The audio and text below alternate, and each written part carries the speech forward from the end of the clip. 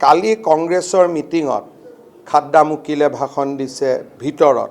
JP দাসে ভাষণ দিছে কংগ্ৰেছৰ মিটিঙত যিসকলে ভাষণ দিছে ভাষণ দি আছে মানুহে মোক তাৰ পৰা কৈয়ে আছে ভাষণটো ৰেডিলি মই গোটেই ভাষণ শুনি আছো ৰাহুল গান্ধীয়ে কালি ক্লোজ ডোৰ মিটিঙত দুটাই কথা কৈ গৈছে যে কাগজত লিখক হিমন্ত বিশ্ব শৰ্মাক জেলত পঠাম 2 নম্বৰ ভোটাৰ তালিকাখন ভাল হ'ব লাগে বিএলএ এপইণ্ট কৰক এই দুটা কথাই মিটিঙত কৈ আছে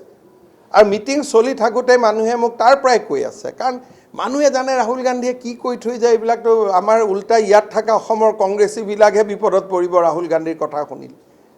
সেইকাৰণে কোনেও এখন কাগজতো নিলিখিলে ৰাহুল গান্ধীয়ে কোৱা কথা আৰু গোটেই মিটিংখনত বেনুগোপাল শুয়ে থাকিলে ভূপেন বৰায়ো কালি অলপ ভাষণ দিছে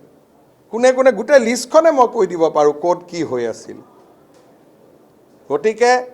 কংগ্ৰেছ পাৰ্টি পৰিৱৰ্তন হোৱাৰ সম্ভাৱনা নাই কংগ্ৰেছ পাৰ্টি যেনেকৈ আছে তেনেকেই থাকিব আৰু এইবিলাক নতুন কথা কৈ লাভ নাই খালি ৰাহুল গান্ধীক এটা কথা মই কৈ থৈ দিওঁ যে ময়ো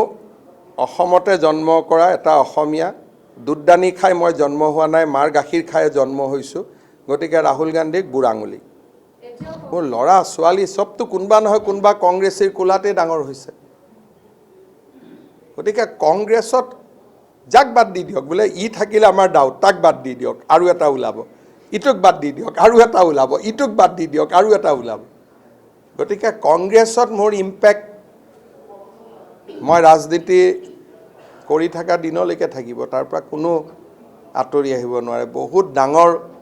মানে গ্ৰিপ আছে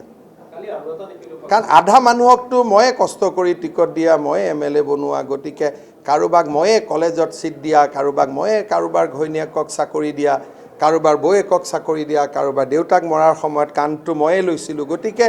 ইমান ডাঙৰ সম্পৰ্ক এটা কেনেকৈ নোহোৱা কৰি দিব আৰু কালিতো মোক এৰেষ্ট কৰিম বুলি কোৱাৰ কাৰণে কংগ্ৰেছবিলাকেই বেছি গৰম হৈ আছে কংগ্ৰেছবিলাকে আটাইতকৈ বেয়া পাইছে ৰাতি গোটেইখন ফোন কৰি মোক কৈছে যে দাদা এইটো ক'বৰ কাৰণে আহিছিল